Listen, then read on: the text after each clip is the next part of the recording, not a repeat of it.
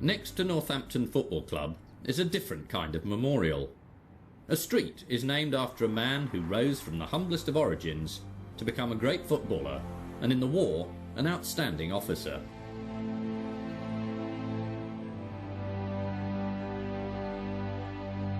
But what makes his story truly remarkable is that Walter Tull achieved all this as a black man, pushing aside the barriers of both race and class to make his own distinctive mark on the world.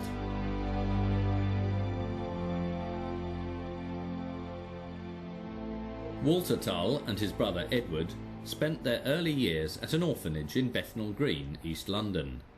Today a primary school, the Bonner Road Children's Home was an establishment of strict Victorian values.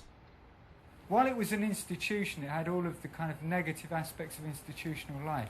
I think there were people here that really cared for the people in their care. Phil Vasili became interested in Walter Tull's story when he was researching a book on black footballers in Britain. Growing up in an environment where competitive sports were a formal part of the curriculum helped, it was almost coaching him into a professional career, really.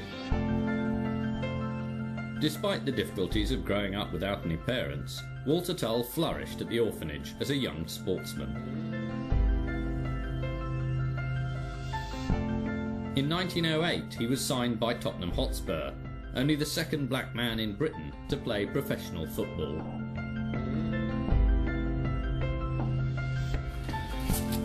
Yes, it would be. Tull prospered at Spurs, but after enduring racist taunts during one match against Bristol City, he was placed on the transfer list.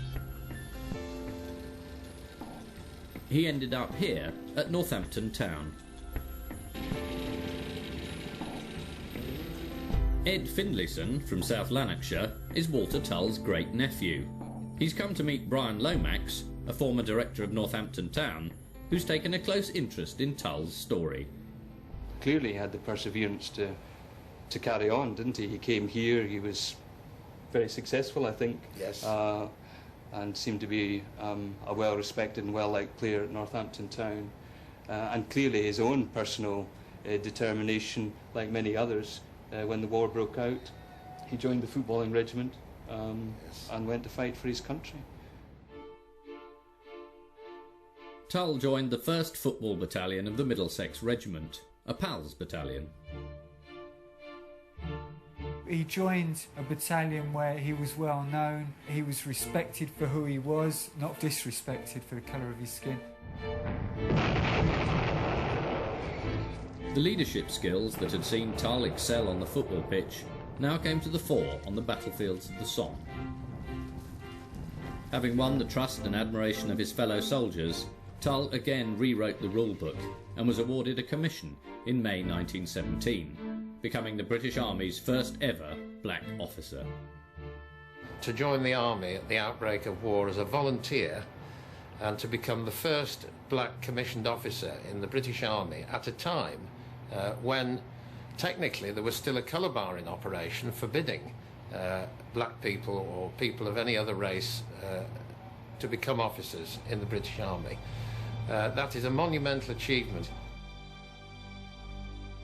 There's a wonderful picture of Walter, a photograph, when he's standing with 2 other officers or trainee officers who look like they've just walked out of the gates of Eton. You know, they're very public school, they've got their leather boots on and they're smoking cigarettes.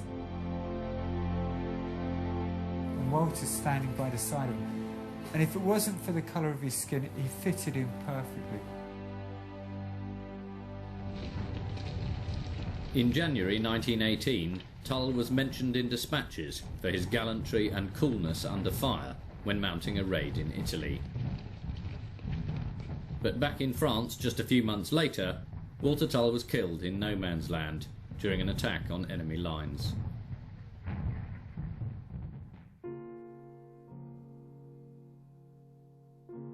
There was a genuine feeling of sorrow and a genuine feeling of loss and a real sense that Walter was liked and probably loved by a lot of the people around him. His older brother, my grandfather, what I know about his reaction comes from my own parents. And clearly he was, quite devastated, as I guess many families must have been, at such terrible loss. Undoubtedly, I'm sure, a sense of pride in what Walter had achieved.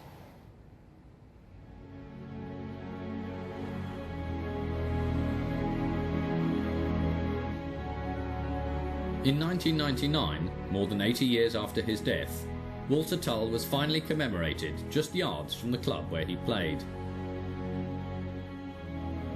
He scored 4 goals in one match, He wasn't a forward. Brian Lomax was instrumental in the campaign to see this memorial put up.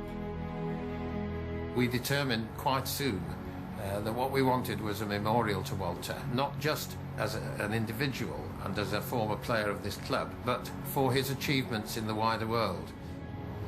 Not only did Walter encounter racial prejudice, he confronted it and he overcame it by his own merits and his own efforts.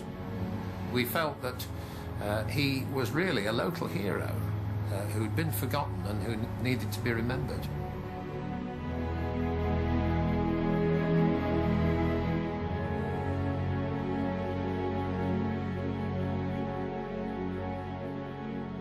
The war provided new opportunities for exceptional men like Walter Tull.